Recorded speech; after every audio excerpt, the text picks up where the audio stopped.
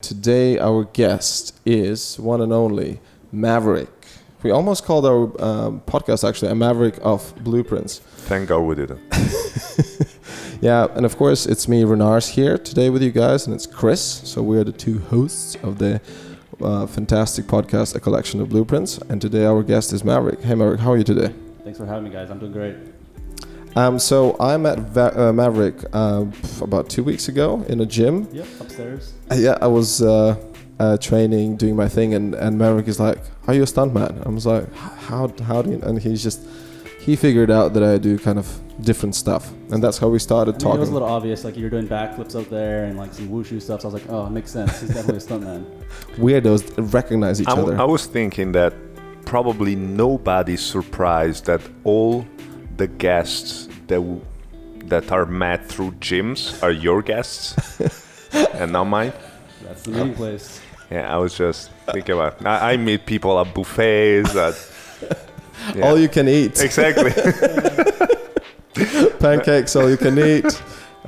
What else? Like the brunch, smoking shisha, eating mushrooms. That's exactly. kind of Chris' place. That's what I do. Well, by the way, I told you already, of course, but I really dig that T-shirt, and that the Eternal, which if you don't know, you should know, is one of the new Marvel movies with Angelina Jolie. Yep. And Jon Snow. I don't remember the name of the actor from Game of Thrones. Jon Snow. Jon Snow. Now he's Jon Snow. Doesn't have a name. And yeah, you worked there as a stuntman, right? Yep. It's interesting when I put this T-shirt on, I didn't really thought about it, and Chris is like, "Oh my God, you worked in this film." I was like, "Yeah." Do you know what happened there? What was that? I was like, "No, I just went for a couple of days. We did a quite big bar fight. All of us were playing like these kind of a caveman type, all hairy. I had this full beard on and stuff. But yeah. So you didn't die in that movie? I did not end up. Sorry. You didn't die. Oh, I just got beaten up. Because that's what stuntmen do. They get beaten up, they die. Yeah. Exactly. So that's our bread and butter, and that's why. So because Maverick is a stuntman and an actor, and he's mainly been working in Asia. So have you done much work in States? Nothing in the States. I actually went back, but COVID happened because I was trying to get the SAG card, but it didn't really work out for me. Yeah, for listeners who don't know what SAG card is, so yeah, exactly. in United Kingdom, there's this thing called British Stunt Register, and so people who work in stunt industry usually have to actually become part of this organization, but you don't really have to 100%. But your rights would be kind of represented by equity, who would fight for the amount of money you get paid and all that. But in America they have SAG, so UK it's equity, and in United States it's SAG. But in order to get to that rate and to kind of represent SAG, you have to qualify, and you have to. Yeah, they have some eligibility requirements. I think one of the options is to be an extra. You need some screen time, like some hours. I'm not sure how much. Yeah, I think the British Registry is a lot more though. So. Well, the British Registry, that's the thing. It's a separate organization for stunt performers. Okay. I think the SAG, the closer it's the equity, which kind of represents the rights and stuff. But I didn't know that you can just do extra days. Yeah, I think that's just one option. I think another thing is if you have like one key role on a job, on a specific SAG job. Right. Qualifies you. Chris is like, what the fuck they're talking about? And of course, they want the $3,000 payment for the membership fee. Yeah. And of course, I guess in Asia, there's nothing of the sort. That's like the wild, wild west out there. Yeah, so, exactly. Yeah. As with if your most face things. looks right and you have a good specialty, like you're in over there. So what's your specialty? I don't necessarily have a specialty. I think I'm just well-rounded, like a diversified background. A lot of action sports, martial arts, military. So. Okay. That's what they call them. They call them generic stunt performers who can do pretty much anything and essentially everything. The jack of all trades kind of thing. No specialist, just good at many things. Is that the same thing you are, or are you a specialist? Pretty much for me is the same, I would say. Also from the jobs I've done in the past, I think my specialty is to be a Russian baddie. That's my specialty. But what I'm doing now is and you can do the split, which is I'm focusing on motorbikes. So that's what I want to do. Have as my specialty. So Maverick, we're talking about you and your journey. Can you kind of go from very beginning for a little bit? Tell us about your childhood. Tell us about where you were raised, how did you end up in military? Okay. So I was born actually in Arizona, and then I moved to Hawaii when I was young. My dad took me over there. Ever since I was 3, I was racing motocross. So I have a lot of little pictures of me, like my dad. Good chasing me. parenting. Yeah. So growing up too, like that was the only sport like my dad would let me do over there, is motocross. Everything else, he's like, oh, that's for girls. Don't play soccer. Don't do gymnastics. Oh, wow. Yeah. So he's Your that dad kind is a of, he's that badass. kind of dad. Like every weekend we're out there riding motorcycles. So that was my whole life. And then after that, when I got a little older, my teen years, I started getting interested in like surfing, because in Hawaii, like it's kind of uncommon for You guys surf to and you not fight. surf. Hmm. Yeah. Oh, and before that, like my dad put me in martial arts, so jiu-jitsu, See? Brazilian jiu-jitsu. He's like, there's gonna be times in your life when somebody's gonna try to pick a fight with you, whether you're right or wrong, or you started it. So you need to pick boxing right now or Brazilian jiu-jitsu to protect yourself. And he's like, most fights will end up on the ground, so maybe jiu-jitsu is better. Very smart move. And in my hometown, we got a popular fighter, MMA fighter, BJ Penn. So Fuck yeah, he's like, one of the greats. He's like, why not learn from him and all his brothers? They're here. Oh, So- nice. So I did that for about 6 years, and then got into college. Wanted to be a pilot, actually. Oh shit. And then Maverick, exactly. I mean, it fit perfect. And he mentioned Maverick mentioned his father's name is Maverick as well. So this- you're Maverick Jr.? Maverick Jr. Oh, yeah. that's right. And my dad got the name because my grandma, they had a Ford Maverick car, and they got into an accident when she was pregnant. So she's like, oh, we'll name him Maverick. Yeah. Oh, wow. All right. Okay, So you were conceived, your father was conceived on a Maverick, or was just because they had a car? I think she was just pregnant at the time. So, Ah. yeah. Because otherwise many people will be called clubs, bathroom, stall. Exactly, yeah. in your case, toilet floor. Exactly. Toilet 4. And I like it. I like the story because my father was a lawyer, and so it was like there are times in which you're gonna have to fight, but I'm a lawyer, so we're gonna take all their money. I was like, okay, cool, thank you, Dad. And he never wanted me to do martial arts. Exactly. I was that kid. My father is a lawyer. I can sue you. Bragging about That it all explains a lot why you're such a dickhead. Full of yourself. But yeah, so that didn't really go through for me. So I didn't go to school. I was gonna go to University of Alaska, but my dad my dad has a little business. He has like a In Alaska? no Oh, okay. Hawaii. How did you end up in Exactly. University of Alaska? I was supposed to go there. Like I Oh, got you accepted. supposed to? I was ready to go. But why Alaska? I mean, so supposedly they have like most people there are qualified pilots. I think 1 in 4 people. For the pilot thing, Oh, right? Little shit, small right. Yeah.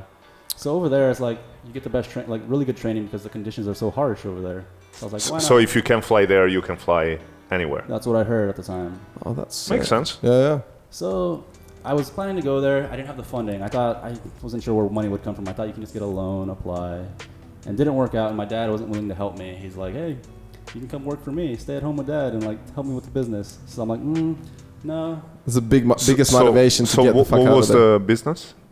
He has like a protective coating. There's a company called like Linex. And Okay. they do, like protective coatings for like industrial trucks, anything that with corrosion, I guess.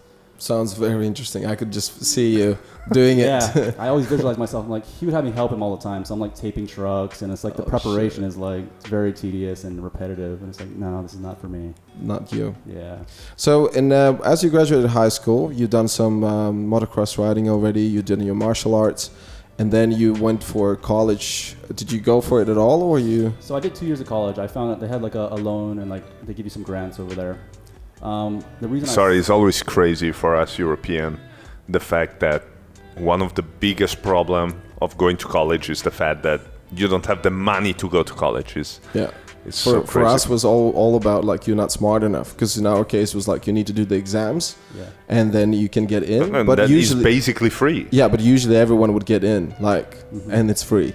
You guys were, oh, it's crazy. Or people that come out of college, I have $100,000 debt. Is like that's to us is alien. And it's like bragging each other. How much you owe government? Oh, 100,000. Oh, you way cooler. I mean, that's what they're trying now. They want to have like everybody gets free college over there, but Yeah, but they've been trying to do that for the last how many years? forever, yeah. So. Yeah, so you went to the college, and the college was it anything specific or? So I changed my mind. I started to go for like medical route over there. I want to be like an EMT or a paramedic, and then maybe later on progress to like a doctor or physician assistant. So I went that route. To be a sexy doctor.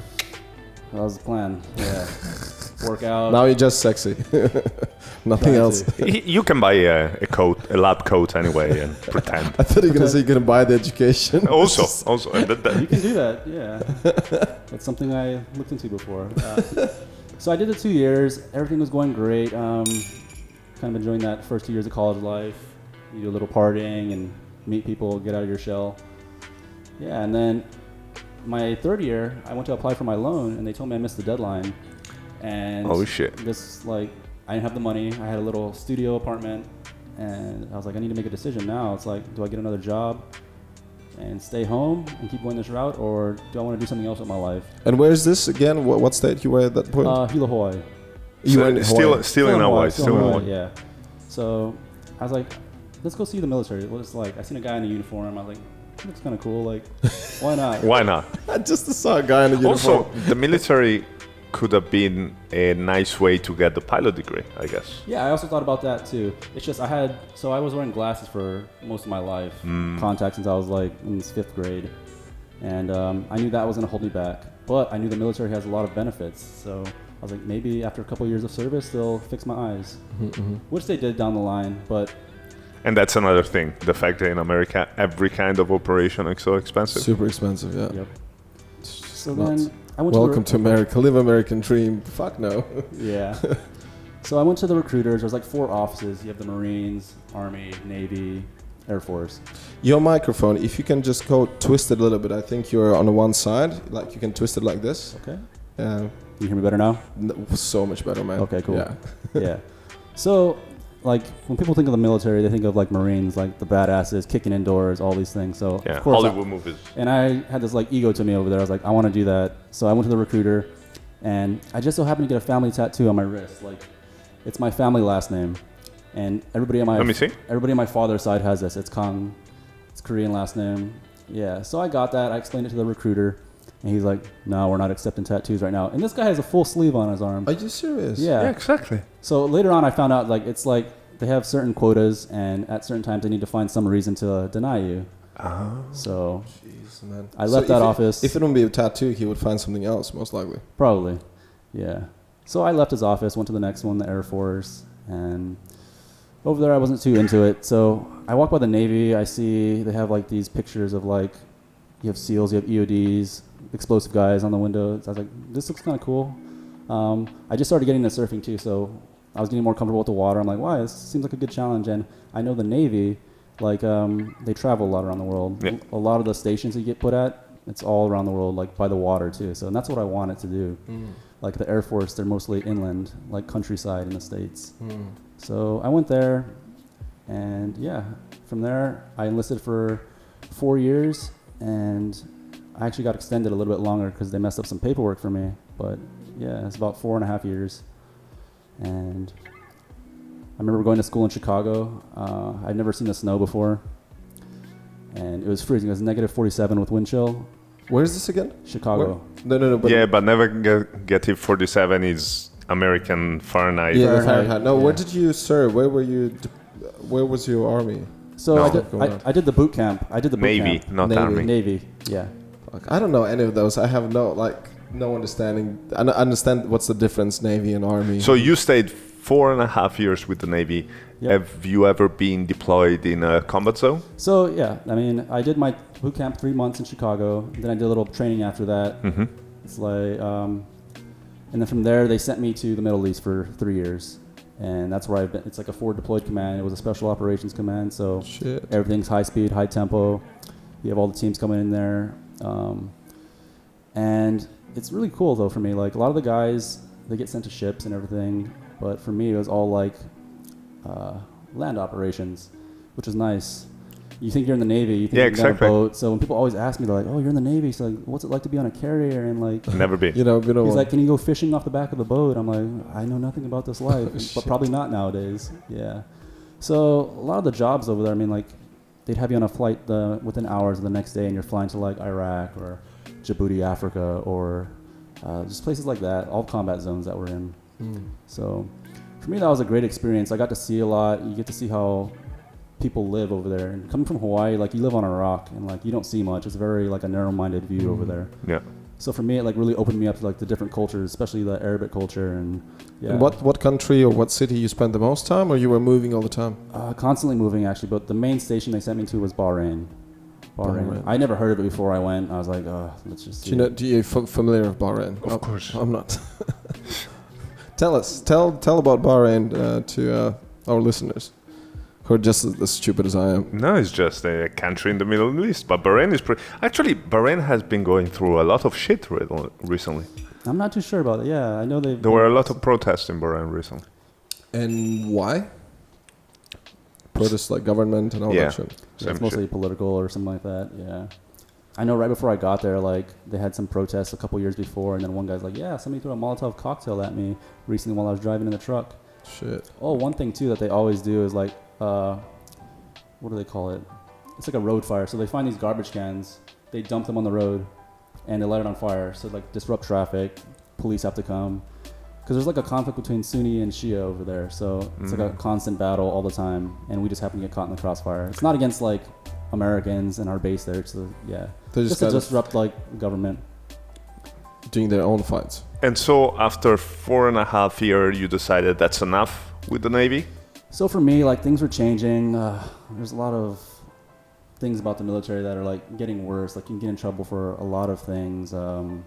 Just anything. Like, if you call somebody the wrong name or just, like, politically incorrect. Yeah, stuff. PC. Like, so it's no longer like the brotherhood. Like, in my command, it's mostly all guys there. And then they slowly start trying to diversify it over there. So you kind of got to watch what you do over there.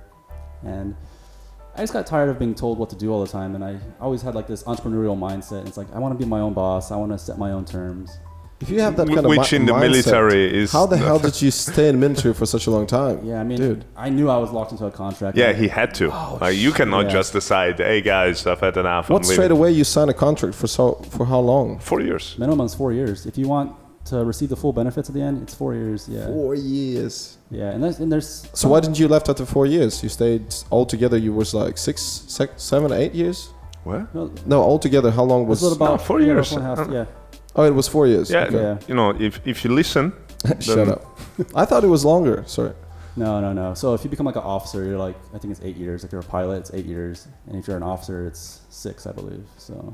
Right. How long was Carlos? Because we had another guest. I think 6 years, I want to say. But then in the Marines. Yeah, and then he went volunteering for like how many years?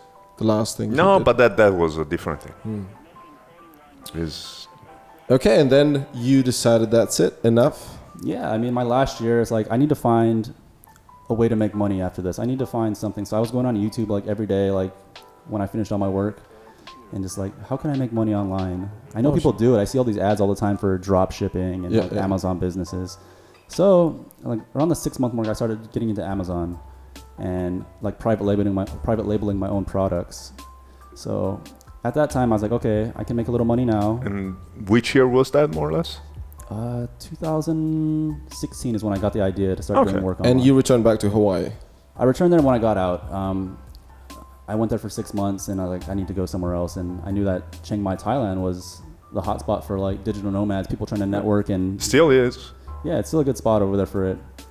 Yeah, so after 6 months, I left home, kind of didn't really meet anybody, talk to anybody. I didn't tell them my plans. And I drifted away from a lot of my like childhood friends over there. They have a different mindset. A lot of them never leave. Yeah. Yeah. So I didn't want to get dragged down by all of that. So yeah, I went to Chiang Mai after that. Amazon was doing that for a hot minute. It was doing great. Like the business model is awesome. Like pretty much once you set it all up, everything's on cruise control. You just check your inventory and sales every morning, and yeah, keep repeating the process. But for me, it's like I keep trying to try new things. So I got a little bored of it, and I ended up selling the business as a whole. Like I just wanted to quit cash. I was like, I struck gold once, I can do it again with another business model. So I launched another product. It was a tea from Thailand I found over there. It's called butterfly pea. It's a blue tea, it's beautiful. I know that back home in the US, people love beautiful things, aesthetics, and green tea was a hot item over there just because of all the health benefits that they promote. So I was like, it's the same benefits with the blue tea. So that did well. That one kicked off better for me. And over time, I got that mindset again. It's like, I want to do something new. What's more interesting? What's more challenging? I like to be the tip of the spear with everything. So then I ended up selling that. And I remember looking. I had access to the guy's like financial still on the account, and I looked. He's like 130,000 that year, and I sold it within like 4 months of launching it. Nice. So I was like, I should have held on to that. Could have sustained my life a little better. Yeah. And then during that time, that's kind of how I got into the film industry and like the modeling or like acting, stunt work. I seen an ad on a digital nomad group on Facebook, and it's like, oh, we need some guys for a movie called The Five Bloods, a Spike Lee film. And yeah, I remember going to a casting. They said, hey, you, it was me and my friend at the time. He's also from the military. Mm-hmm. I didn't know him in the military. I met him when I came back to the States on the flight home. He was getting out, and I was like, hey man, you need a taxi? And from there, he's like, yeah, I also do Amazon as well. It's very crazy, yeah. And so back to the casting. We went to the casting. It's like a military role, so it's like, oh, we got this. And so it was just us, and then she's like, the casting director's like, we need you to pretend you're in a helicopter in Vietnam War getting shot at, and we need you to shoot a gun. So my friend went in there, and he was a little shy about it, so he didn't like make any noises. So he's just like moving the gun, pretending like he's shooting it. And then I go up there, and I didn't want to make any noises either, but she's like, no, I need you to like move your cheeks and stuff like that, or like pretend like you're getting shot.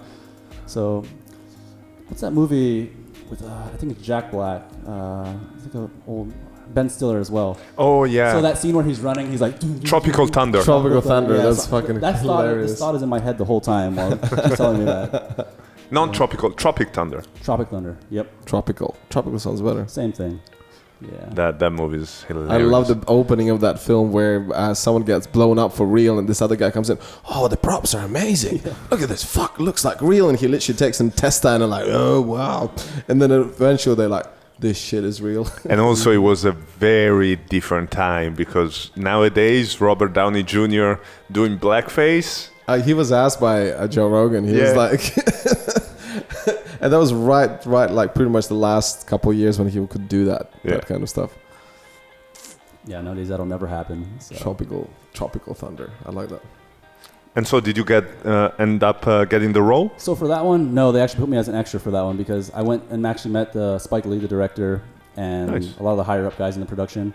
And he's just like, hey, you look too, he's like, you're not really white enough for this role. He's like, you need to be a soldier in the Vietnam War. Racist. Because pretty much the main guys are black in the movie. So, and then all the white guys kind of like die and only the black guys live in the movie. Of course. Sounds like a Spike Lee movie. So he's like, I want you. He's like, you're out here in Chiang Mai, and he's like, why not? You can just be like an extra. We'll find a spot for you. It might be a dead body, and that's what I ended up being, as a dead body. Yeah. So I remember just laying there for like hours at a time, like without breathing, restarting. Yeah. You do gotta hold your breath. Actually, you gotta keep the same position. Oh yeah, fuck. Dead bodies is tough. There's like some stories when there was one film when the guy thought it's a prop and the guy just speared him. Oh really? For real? Like for real. That was really bad. Wow. Well, I guess the worst one is Brandon Lee, the son of Bruce Lee, in the movie The Crow. Yeah. So he was the protagonist, and in the movie he comes back from the dead because he got killed and his wife raped and killed, and so he kills the killers. But during the shooting of the movie, in one scene he gets shot and it was a real gun and he dies for real. They actually had live rounds on the set. Okay, we have. They weren't supposed to, but they end up killing him by mistake for real. Yeah. The actor, yeah. That's our first segment. All right, part 2 with Mav or Maverick Kang. So we were talking about basically that and being a stuntman. So this role you started out as an actor and then you ended up being an extra. And then how did you make the transition, or what made you decide, okay, I'm going to try to be a stuntman as well? So it actually started as me being an extra. Like that got me a little taste of what the film industry is like, because I knew nothing of this before. It was completely different from my line of work. And was it, how long ago was it? Well, you said that Amazon was 2016, so I guess... So 2017. Yeah. Yeah, the end of 2017. So from there, it's like I need to move somewhere else where there's more opportunities. Fair enough. So from there, I went to a bigger city in Asia, and I like the bigger city. I in can't Asia. be too specific about it, but yes. That's fine. It's so I found out a lot of Netflix films go there, a lot of British shows. I think they had The Serpent. That's one of the things I did over there. It's like kind of like a background thing. It was extra at the time. Serpent. The Serpent. The Serpent. It's What like a murder mystery. I think it just popped up on Netflix recently. Oh, really? Yeah. So it's like based in like the 60s, I believe. So I remember dancing in like some nightclub downstairs for like 5 hours. It had like 50 people in there, and I actually seen the scene. It was only about 10 seconds, which is Nice. That's pretty usually common the with case. movies. Yeah. Dude, that's usually the case. I was working on a Rocket Man for Elton John stuff, and we had 2 days we were dancing and fighting and dancing and fighting, and then they in actual the end in the film you see like fucking 3 seconds of that shit, and you're like, really? That's normal. Yeah, so doing that. When I moved to the city, things just started rolling in. Like for me, like my look is a little different over there. There's actually maybe about 1,000 foreigners doing like film. So, and most of them are from like Russia, actually. So they have that look. They're fucking everywhere. They got the blue eyes. They got nice look. Usually pretty built over there. Or the models, for example, the females. Yeah. And you see, and this is crazy. Like I work in United Kingdom, no Russians there because it's difficult for them to get there because of the visa and all that. But like in Asia, Russians just thriving everywhere. Yes, please don't come to Asia. Just stay in Russia. Yep. So for me, like my look over there is like they're like, oh, maybe you can fit a Latin role, and that's usually what I go for over there. And then with enough makeup, they make me look Thai, or they make me look Asian. So they usually like will cover my skin and make my face a little more white. They like that Korean look over there. It's a big thing. Fuck. Yeah. So a lot of the work over there is like freelance work. You can work with an agency, but you kind of don't want to go that because you're kind of locked in with them, and they take a large cut of they take a big commission from What you. is the commission? What's the percentage? I think it's 30 to 40% over there. 30 to 40. Yeah. In And the UK, it's like maximum is 20. That's max That's what I'm gonna ask the comedians now. 30 to 40%. of the money you don't pay them. Yes. Yeah. Yeah, and just for me, it's just like that commission, and it's not even like guaranteed jobs. That they can find you some jobs, but it's not like guaranteed over there. Yeah, of course. So lots of the things I've got, I've gone to the castings and didn't get any job from it. A lot of the ones are like direct hires, like direct. Yeah, they put me in there directly. So that's why I chose to like freelance. It's just a better opportunity. But you got to be a little bit diverse with your skills over there. Like you got to be willing to do modeling, acting, maybe like a promotion for a club or something like Stripping, Stripping, blow dancing, jobs. That's hand jobs. that. There's you some know, jobs that I've done over a there. guy gotta Yeah. eat. Why are you not going back to States and doing the same thing? Is it because you're just sick and tired of States, or I what mean, is the I'm not taking reason? I'm still considering it. It's just I need COVID to end. Well, I yeah, need exactly. this So issue. this was 2017 when it just started. So 3 years actually can pass pretty quickly. So and then COVID hit. Half of it was COVID, anyways. So for me, my mindset is like, hey, there's a lot of opportunity here. So maybe just build my portfolio up, get some jobs under my belt, so I have something to show. Yeah. So now you have a portfolio Yeah, CV. there's a list of jobs, and I'm still trying to build more. So it's allowed me to bounce around to like India. For How old example, are you? too. I'm 29 right now. Alright. Yeah. So I figure I still got some time, and the good thing course about you got film some is time. like you can be. It doesn't matter your age. Like if you look right, you're gonna get the role. Fair Yeah. enough. Yeah. The amount of times I almost got an acting part for Stranger Things, and Because the way you look. no, because I speak Russian, and because the way I look to you. Yeah, exactly. But they told me that I was too young, and I was like, I went through like 2 stages. And What do you mean everything. too young? I was too young for playing a Russian scientist. They needed someone look older. Ah, yeah. Yeah. So That's the funny part too about the whole like. So in Asia, they're pretty like blunt about when they put a job posting. It's like we need a fat, white, I'm going there. fat white, non-attractive like male. or something like Nah, that. try. I cannot go because I'm fat, white, but completely. such a good looking. Oh, Yeah. look at you. I am. Or they'll tell you you're too fit for a role or for something like that. Yeah. So it's interesting. That's a sentence I will never hear in my life. Stop it. I will hear You I can can't get it. fit in that yes. You physically can't fit in this Role. This role in this costume we have for you.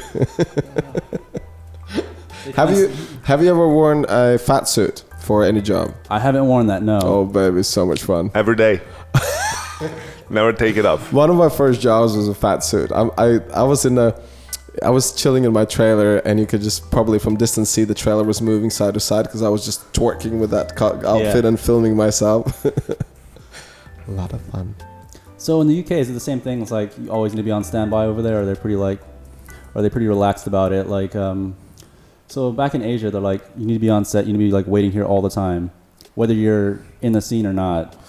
No, UK the same thing. I mean, they hire you, they pay for that time, but you're gonna get paid. But very often we sit around do nothing. Is same thing with actors, the same thing with extras, the same thing with stunt performers. Yeah, I guess the only ones who get preferred treatment are the main, the lead ones, because they know that they have to pay them, for any time they're there.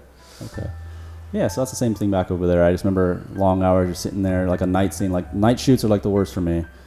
It's like your sleep schedule gets messed up. Everybody's cranky, grumpy. And try to do like a stunt fight and stunt action in a night shoot. Yeah, your body's half asleep, and you're like, now you have to fight, now you have to run, now you have to jump, and all that shit. Yeah, and you're all delirious. You can't run when it's night?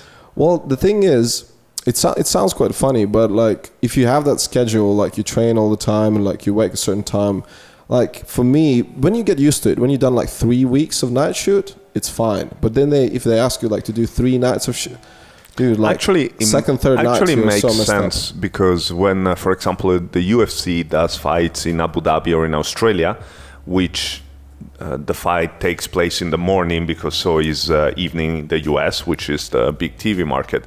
The fighters would just train at 5 a.m. because they know that's the time the fight is going to take place for several weeks. Yeah, it's tough. It's not enjoyable. Just like jet lag, for the next couple of days when you fly from here to UK or other way around, it's just messed up. So when you move to Thailand, to Chiang Mai, you become a successful, I hate this word, digital nomad with the Amazon business, basically.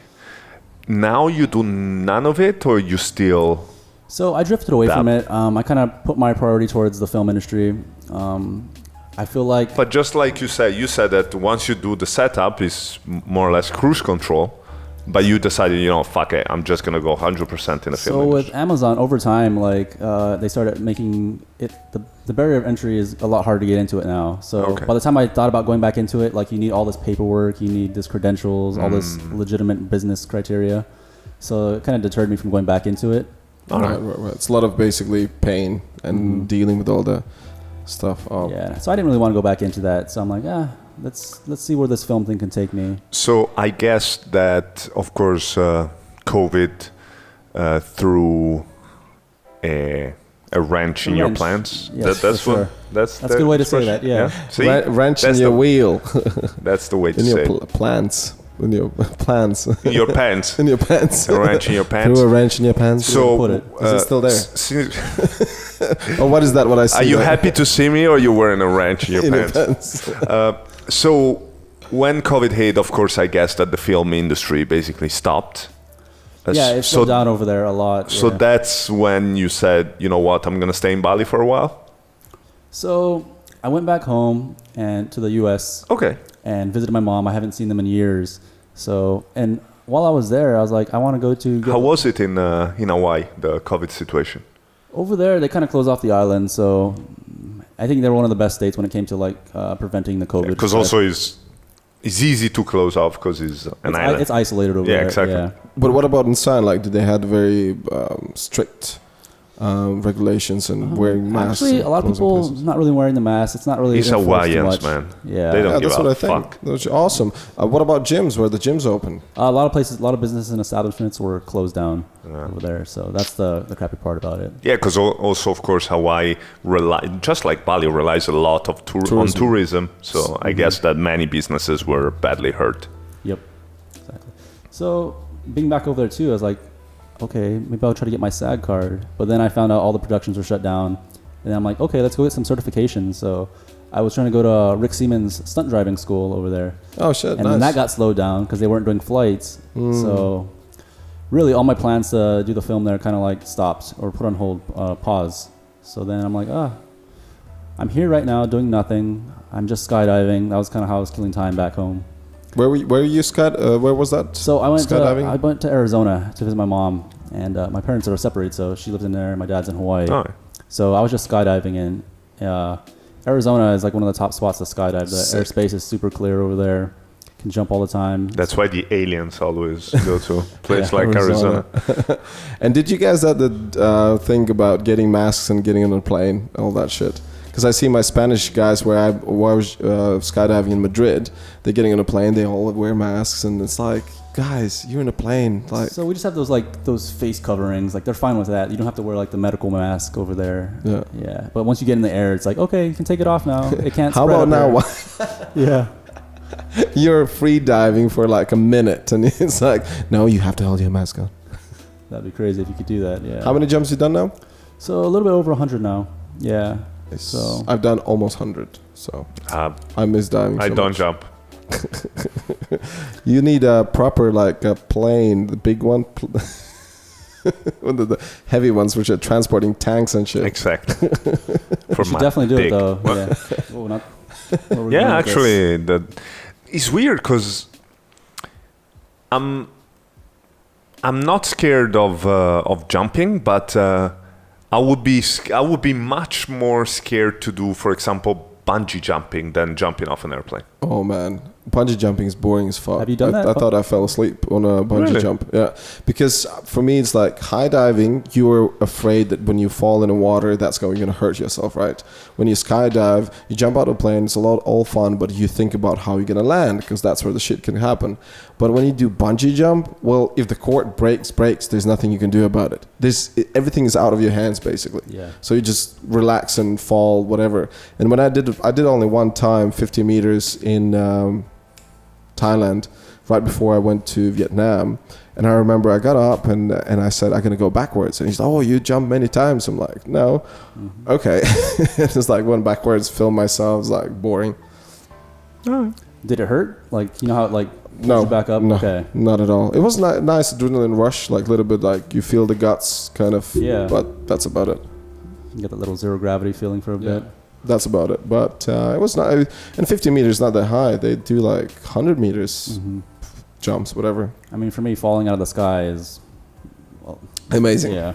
I like the takeoffs. You can jump out, do corks, and turn and twist because you don't have to worry about like how you're gonna land. That's the beauty because as you get out of the plane, so you can twist and turn around. And then you just, as soon as you open up like legs and arms straight, you just go straight down, and it's like you stabilize, and then you wait for doing some tracking and some stuff. Tracking is when... Yeah, I understood nothing of what you were saying. Well, when I say, so for the stunt performers or gymnasts who train, so they learn things like full twist, for example, full twist backflip, and they always, as they would... take off, they always have to think how they're going to land. So they can twist their ankles, they can just fall not very comfortable, right? But when you jump off the plane, you have no worries about that. Oh, okay. Because as you Gotcha. take off, you can twist and turn, whatever, and then as soon as you feel like, oh, okay, I twisted enough, because it's a 1 minute free fall. Yep. 1 minute free fall, like 55 seconds, usually if you're 13,000. And then you have to... Yeah. And then... so basically, as soon as you jump, you start counting. Oh, no, you have a... Altimeter. Yeah, but don't you count in your head? No. No. No. I mean, do you jump with the audible? No, so far no. I just on Alti, but yeah, Audible when he says Audible. So instead of looking audiobook, he's listening Audiobook. You need to be doing guided multitasking. meditation. Yeah. Atomic Habits, Chapter 1. No, like the beginners usually just use the No, one. actually, like, it's like the a book. watch. How to open a parachute. How to skydive? Yes. Explain it in one. The problem is that 1 it's a minute. 3-minute audio, and then you... So yeah, altimeter is the thing. It's like a watch, Yep. so you can just look at there. But more advanced high divers, they do some crazy tricks, so they don't really have time to do this. So in their helmets is a build, like it gives you a signal when you're about ready to deploy your parachute.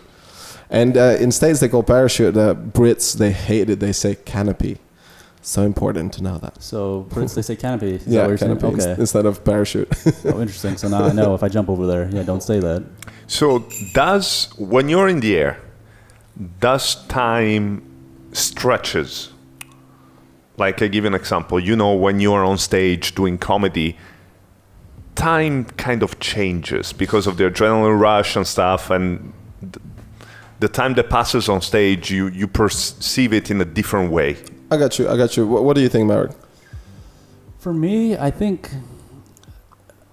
the initial free fall, like it's going so fast, like I don't know, I kind of drift into a different world. Like I'm enjoying it so much that I kind of forget about everything around there. Until once you pull the parachute, it's just like you have this peaceful moment. Once it's pulled, you're just floating and you're just looking at everything around you, trying to take it all in. He's so dreamy. Look at him, so pretty and dreamy. It's just that's how I see surfing as well. So because, for example, when one time I did a 15 or 20 meter high dive. Okay. And it was the first time I was scared shitless. You know, it's the thing that you have to do because your friend's done it, so you cannot say no. And I jumped with my eyes closed. I was like, okay. And then I looked down, and then I saw everything coming near. But to me, like, I was in there for already 5 minutes. I was like, yo, what the fuck is going on? Why didn't I hit the water yet? It was actually similar when I went to Uluwatu. I never done 20-meter jump. And Gary, who was our guest, and he's the high diver, so he goes straight away, does the jump, and I'm like, yeah, fuck it, I can do it as well. I went for the move called gainer, like a backflip but forward. Yep. And because I've jumped before that, 10 meters, maybe 15. So my rotation is much faster. So I push my hips forward and start rotating, but I pushed too hard and I over-rotated and I landed my back from 20 meters. But it wasn't pure back, it was just kind of... Yeah, otherwise... Yeah, it was not good feeling. But talking about skydiving and time, for me, it's all about what is the task. Because when you become a more advanced diver and you qualify for different like levels, there's tasks you do.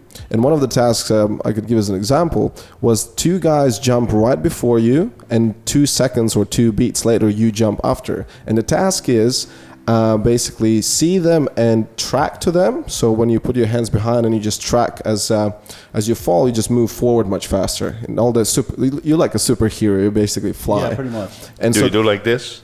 Yeah, you can do that, but you're gonna drift to the side then. So usually it's just hands behind and that's it.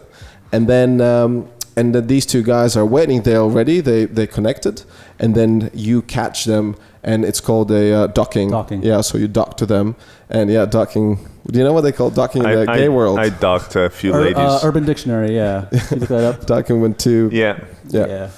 No, please explain. I think you should do it. What if I already did it? No, explain it, not do it. Okay. I think we should do it right now. We should just do it to show them. Triple docking. Step out now. Triple docking. Ooh, that would be a new one. And so when you have these kind of tasks and elements to do, then time, in my opinion, kind of slows down because you think about it, and then you just look at ultimate. Oh shit, we have to pull. All right. So first you dock and then you pull out. That's how it works. It's beautiful. It is. I guess it is. So to go back to what we were saying, you were in Arizona. You were doing a lot of jumps, and then what happened? So then you were like, "Fuck it, I'm going to Bali." Yeah, I was looking at the Facebook groups again. That's kind of where I get a lot of information. And I seen they had a social visa in Bali. So I'm like... Shh, that's a secret. Okay, don't talk about that. Yeah, I seen they had a visa, easy visa here. So then, I got on one of the next flights within 2 weeks and was gone. Said bye to my family. Said I might not see you guys for some time. But so about Bali, you basically found out from just the Facebook groups? Facebook groups, yes. Oh, shit. I came here in about, I think, 2016 or 15. Just on a little short holiday. Yeah, they let me because that's the thing that if you're back home, whatever home it is, you probably don't know. People in Bali, people in Chiang Mai, we live in tropical islands, basically doing shit, but we get stressed. So we need a vacation on a tropical island from the life on another tropical island. That's how it works. Like, for example, Renard's last week was like, I need to reset. I have to go to Nusa Dua, which is a smaller island. Nusa Penida, where I did mushrooms. No, Nusa Penida, sorry. Nusa Penida, I did mushrooms right before I went to a Russian rave party. That was how I felt that I needed that. So and I feel left out now. Like everybody's talking about mushrooms here, and I'm like, God, I didn't even try it yet. Dude, you have still time. And I completely dissociate. If there's any police officer watching, I don't do mushroom. Never done it. Cool. What is mushroom? I'm talking about shiitake mushroom, Yeah, that's what we're exactly. talking about here. That is what we're talking. porcini, all this. Shiitake. do you know actually what porcini means? Because it's an Italian name. It means little pigs. Oh, Little pig mushroom. Yes. porcini. But yeah, when the cameras are off, I'm gonna have a talk with you about cooking mushrooms. Scold us. And how is your experience? So how long you been in Bali now? So I got here in November of 2020, and now it's what is it, April now? So yeah, Yeah, dude. haven't been here Okay, too long. wait. So how long it is? No idea. From November 2020 till now. I gotta use my fingers for this. Yeah. November, Come on. October, December. Did I miss something? November, October, December. is it- How the fuck No, do no, you? no. No, it's October, November, December. Yeah, those are the Since months. I was a kid, I was struggling with that. Why would you take piss out of it? So- I'm dyslexic in months. and in many other things. So November, December. Yeah, then pretty much the same, like 5 months. Yeah, Yeah, I've been 4 months. You see? Good job. Broski. First Wow, broski. that was much faster than I thought. Even though you said, okay, it's November, October, December, July, March, 2018, 1984. See, this is the abuse I need to keep up all the time. Actually, today I'm being nice compared to compared to other times. What happened? I don't know. I just feel he's too cute. Look yeah, at him. Mav is just so cute. It's Mav's fault. I like how he explained I the didn't even talk skydiving. shit about him yet. Yeah, well, we have third segment still. Ready for it. Get ready, prepare it. All right. Cool. So 5 months here, and then how long do you think you're gonna stay in that Asian city you were mentioning earlier? So in about a week, I'm going back to Asia, You And- are in Asia, though. a different country in Asia. Yes, a little more north. So yeah, I'm not sure. Because now the movie industry started again. That's one of the reasons. So in the area I'm going, like they give special access to the film industry because they're trying to boost their economy again, Fair enough. and they're losing a lot of money, so they're giving special access. And I've heard they've had 2 good films there recently, some Netflix films. So I don't want to feel like I'm missing the wave, so I'm trying to go back over there and get back into it. Good point. And it's been with COVID, it's been about a year for me, so I'm a little rusty. So Actually, now that I think about it, there's close to no movies in Bali. Like, yeah, of course, Eat, Pray, Love, but usually Bali is not a movie destination. What do you mean? Like they filmed Eat, Pray, Love in Bali? Yeah, the part of Love was Bali. Oh, right. Eat was in Italy, Pray was in India. I didn't see it, Love. but it's the new one, Eat, Pray, Love. No. The old one. Yeah. Oh, okay. With Julia Roberts. That's why 80% of the women that come to Bali is because of that movie. Oh shit. Yeah. Yeah, it's interesting. Like Because what- you would think that Bali would be a good spot. is this something about like permissions and shit? Probably. Maybe. Most likely. Okay, that's the second. Well, but also is Indonesia. So I guess there's no sex, no oh yeah, all that's kind true. of. That's what I heard about over here. Yeah, you heard there's no sex? I heard like lots of their, That's what the girls tell me. Sorry, Not it's on Indonesia. No it's sex. Indonesia, no sex. just pay for my food. Yep. Well, that's with the Russians. Okay, cool one. That second segment. I have a question for the both of you. What's the weirdest requests you received? Of course, connected to filming a movie. What's the weirdest shit you had to do? Mav, you want to go first? It wasn't necessarily a movie. So when I first was trying to get into the scene over there, like Porn doesn't count. Yeah, exactly. it seems kind of close. Like How many dicks you sucked? To get that big film. So, it was that? going back to the porn thing, like I actually did get like some kind of offer for some guy. Like he's trying to get into it. He's like an amateur thing. He's like, yeah, man, we're trying to get into this niche, and just me and my wife, and we like this DP action. He's like, you look like a pretty attractive dude, and you're from Hawaii, so are we. And he's like, I'm also Thai, half Thai, or like full Thai by blood, but he's American. He's like, we want you in our next film. I like it because he said, I'm also half Thai, full Thai, 3/4 Thai. I'm everything you want me to be. Yeah. What? And was the pay good? He didn't tell me the pay, but he's like, hey man, I'm making about anywhere from $500 to $1,000 a day. Like we got enough followers and it's premium. He's like, Only loyal guests. What is this, threesome? Yeah, it's like a threesome, but it's like DP, so it's like double action. So like, Oh yeah. DP means double penetration. I know that. I watched porn enough to know those things. I don't know what months follows after which, but I know porn. yeah. So. Yeah, I hear a weird noise. Try to put the... Okay, it's gone. Right. So yeah, we were talking about double penetration just now. Yeah. And how did it go? I mean, I didn't do it. He was like, "We're gonna fly you back to Hawaii." Yeah. Boring. So I had to turn that one down. I was like, "Hey, I just did a casting for like a teacher role at an international school." I'm like, I can't be doing this DP and then being a teacher on the side. Like, was that the only reason why you would not do that? That's probably the primary reason. Actually, I just couldn't see myself doing that. Who started with the porn industry? Stallone. Sylvester Stallone started with the porn. But Arnie was in. He wasn't in porn, but he was in some shots and stuff. Like soft porn. Something like that. Did you guys read his autobiography? No, I didn't read that.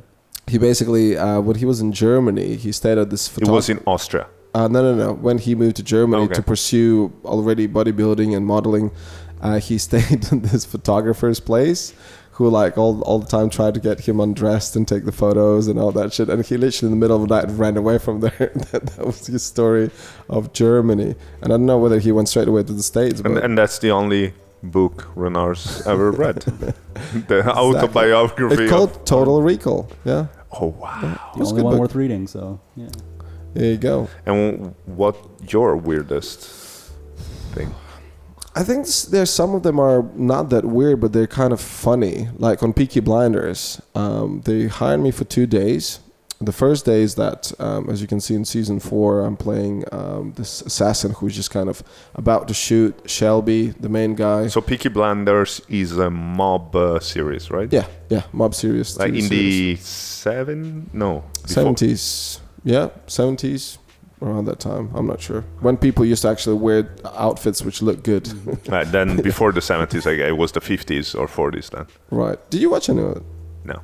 Did you see any Peaky Blinders? I just watched that maybe like while I was sick with dengue fever. I was just binge watching Netflix films. Yeah. So, yeah. It was funny actually. Today in sauna we were talking about this, and one of the guys I was talking about Vikings, and one of the guys, "Oh, I was just watching. I saw you there." Anyways, so in Peaky Blinders, basically they needed a human body on a horse. So they killed me, and I need to just sit on this horse, like stomach on it, and just pretend that I'm dead. And they put all the blood everywhere and all that shit.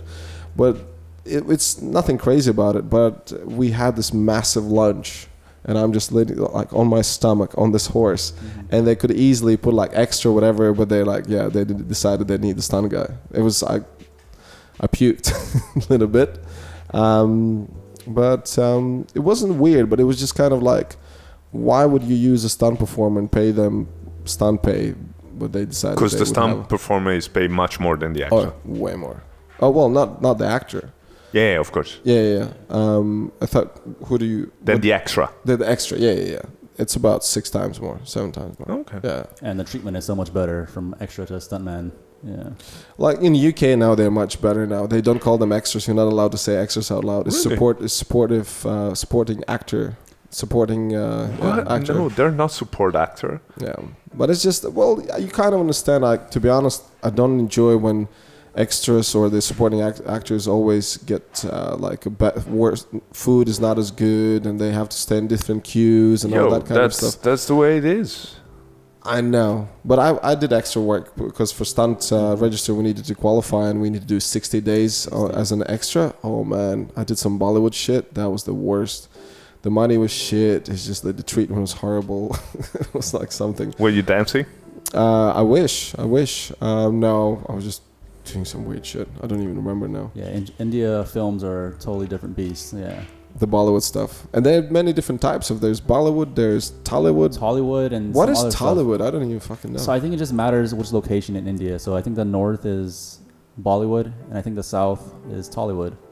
Oh right, all right. Yeah, but it's interesting. I worked on 3 productions actually, and when they are here, they are much more civilized.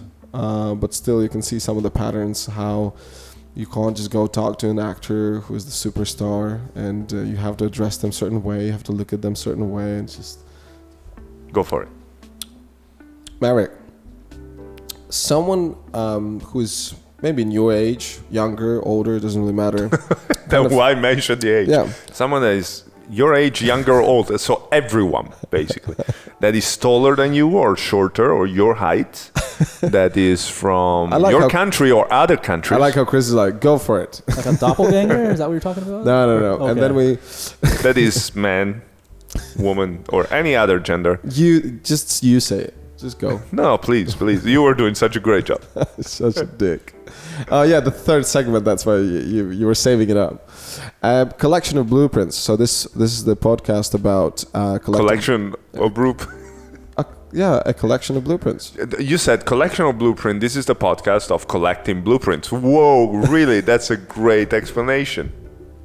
Fuck you. You say it. No, please. I'm sorry. Maverick is like, what the fuck is Far going away, on? guys. We're just like a married couple. Yeah, the ones who love each other so much. Tell us about what is a good recipe for a blueprint. What is your recipe for your blueprint? To become a stuntman or get in the film industry? No, just life in general. Life. I mean, it's going to sound very cliche, but take risks. Don't be afraid to be in uncomfortable positions. Like, it's okay to break away from the mold. Like, for me, I always want to have something stable. That's what you're preached. And down the line, I just learned that that's not the life for me. I wanted to get new experiences, see new things, and yeah, just break away from the mold. That was my thing.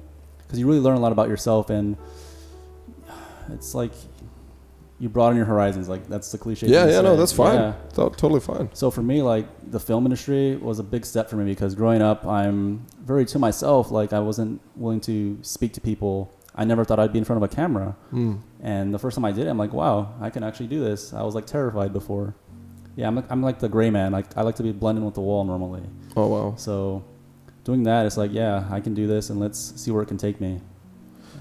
What kind of feeling did you have the first time when you actually were like told by the director, like, oh, change this acting, do this, and because it's for me, you got a boner. The feeling was just amazing. Like the first one when I was Hitman's Bodyguard with Samuel L. Jackson, and like as a stuntman you get treated very nice, much nicer than an extra, but as an actor, like all the tension, all the makeup, everything, they come and the director gives you this, oh no, how about you try this, look at there, and how was that feeling for you? So for me, like, I also do the stunt work, but a lot of the jobs I do are like acting roles. So my first couple main roles, like, you have like 50 people on set supporting you, just all looking at you, and everything's dependent on your timing, your look. And I remember doing, like, it was an Oppo commercial, so I did my like a motorcycle stunt and main role. I had to do a burnout for them and like make a bunch of smoke, and for me the feeling was amazing. I knew that I was the lead guy, and all the attention was on me. I don't know how to explain it, but it was an adrenaline rush. But did you feel the pressure was in a bad way, in a good way? Being that it was with the motorcycles, I raced motorcycles until I was 18. Yeah.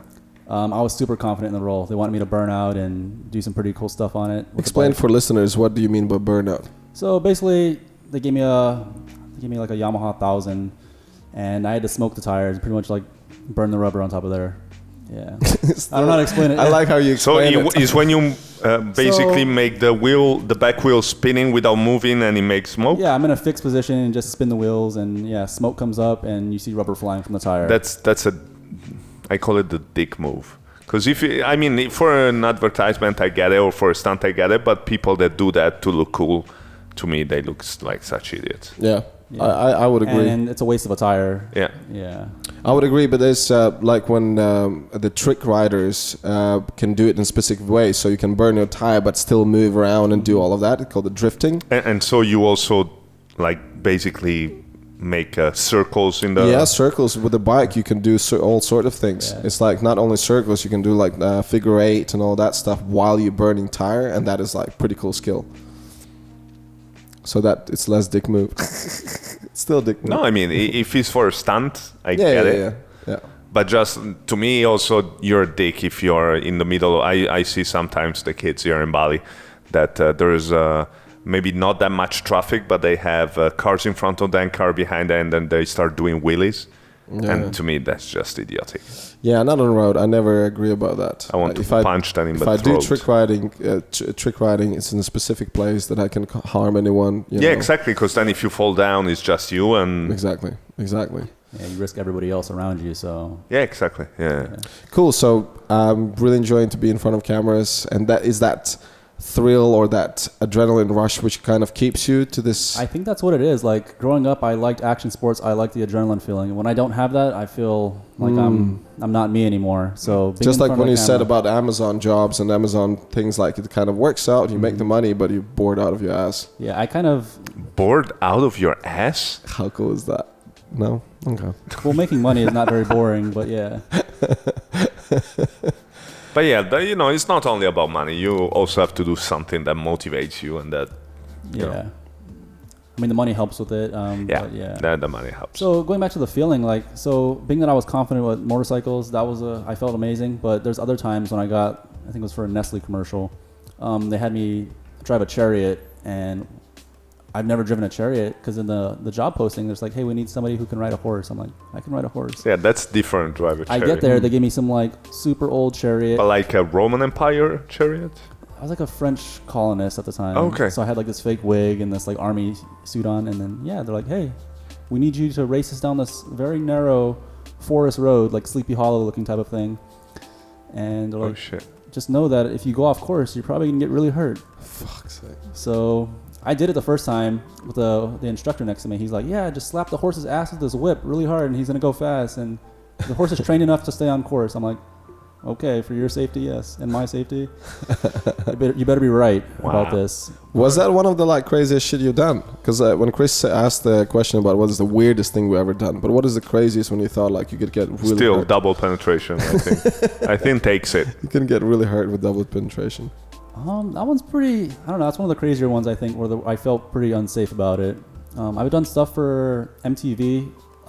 There's a show called, what is it called? Jackass. It's called The Challenge. No, it's called The Challenge. It's like starts very similar. Yeah, so that one, they had me doing like a lot of games so I do all the testing before the main people go on there. It's like a drama reality show. Oh, right. Yeah, so they had me like jumping off like this 70-foot crater with a bunch of like a pond below, and you have to like jump with like this hook and see if you can get it. If you can't do it, they're probably not going to make the actors do it. So, and then I remember being locked inside this little cube, and you have to like rotate it around. Yeah, so those are some pretty interesting ones I've done. That's pretty cool. They call them the test runners for like Ninja Warriors. They hire guys from all over the world. There's this one guy who's like freaking famous. Like he literally has these. They take him on the private jet to fly from different places to do the tests for Ninja Warriors. Wow, it's huge, and I have some of the stunt guys doing that as well. Yeah, it's pretty insane. Have you ever done any Ninja Warrior run? I haven't, but it looks pretty interesting. I do want to try it. Yeah, I tried one in Manchester. Did you complete it? And you fell immediately? No, I didn't. I did it actually pretty well, but what happened was with producers, they literally, when I introduced myself, they wanted me to really make clown of myself. Make what? Make a clown out of myself. Oh, okay. So it's like, that the people would watch more. Because when I did the first like interaction or that interview, I was like, I'm a stuntman, and I was like, I did some weird shit. But then I realized like I will have to do the same thing again and even more. But then I was like, okay, I'm not playing this. Because then I saw like some other guys who were doing this. They get on, they do their little whatever dance and just come up like total idiots. And they start running and they fail. And they're like, oh yeah, look at this guy. He was so sure about doing stuff. There's one guy who... It's like the Japanese ones. They try to be funny. There was the guy who did a move. Like it's like a backflip with a twist, which is quite a complex move. And then he started running on the second thing. He just fell over. And the commentators are like, oh yeah, look at them doing cool stuff, but can't even do the first obstacle. Tokashi Castle. Do you guys remember that? Oh, that was amazing. I don't know that actually. That was so much fun. It was a Japanese TV show where they would basically hurt all the contestants in every possible way. It would probably be legal anywhere else than in Japan. Okay. And like the commentators or the hosts were just doing this. Ooh, like the whole show. Okay, I think I've seen that. I just didn't know the name of it. Yeah. Yeah, Tokashi Castle. Well, but in Japan they have some pretty weird and how many people would participate? There'd be thousands of them just running, like going through that and only 2 would survive, like everyone else in the hospital. But have you ever seen that TV show, always in Japan, of course, where they have someone giving you a blowjob and you have to hold it I did the see longest. that. I did see that. Hold the longest. Yes. So you wouldn't come. Yes. I'm perfect with this. I never can come with one blowjob. And then the reveal would be that he is a guy I giving need you to a go. I don't care, but I would win You because just see no them one making can. all kinds of faces on top of there, just really trying to hold that in. Oh, I would be just reading newspaper. I would have no problem with that. Fuck. Do they still do it? I don't know. I'm not one of the producers. Should we do a local one? I think with that we can close off Can the we? podcast. Maverick, do you have anything to say? Do you have anything to ask us? Maybe to Chris? Maybe ask him when he's going to go to gym again. Like, we are open to double penetration, just so you know. Not really. I just really want to thank you guys for letting me come on your podcast. I really appreciate it. It's not very common for me to get this opportunity. So, Dude, it was pleasure. It was he's so pleasure. You're so cute. He's so cute. Tell us again, how does it feel when you do skydiving? He's so cute. I want to do double penetration on him with you, Renars. That's gonna be the Patreon part. You know that in Patreon you give special content. That's how we're gonna start it off. Yeah. See, and he's not even. He's like, okay. Yeah. I try to make DP sound cute as much as possible. So. You did. You won me over. So, any other suggestions for people who want to pursue their happiness? Got you on the spot there. Yeah. I mean, just look for opportunities. Don't be so narrow-minded about it. Don't let people like deter you from reaching any of your goals. Just seek opportunities and go for it. Worst case, you fail. Try another avenue. Try another. It's never fail. You know, failing. Well, Failing is a perfect way to learn things. Well, it depends how you fail. Like, let's put it like this. There's always going to be someone who says it depends how you fail. Depends how you feel. Like, I know, if you fail doing skydiving, that's going to be pretty problematic. Don't listen to these naysayers. You broke all your legs? All your legs. And I guess one of the last things, like, just try to get as many experiences as you can, like, in life. Like, Because that's the only thing you can take with you yes. when you die, when you check out, when you kick the button. Awesome, Maverick. Thank you so much, buddy. Chris? Broski? No, thank you very much. This was actually very interesting. And with that said, I'm Chris. He's Reach it Renars. with your long arms. There you go. And remember to, Brush your teeth. yes, every morning and evening.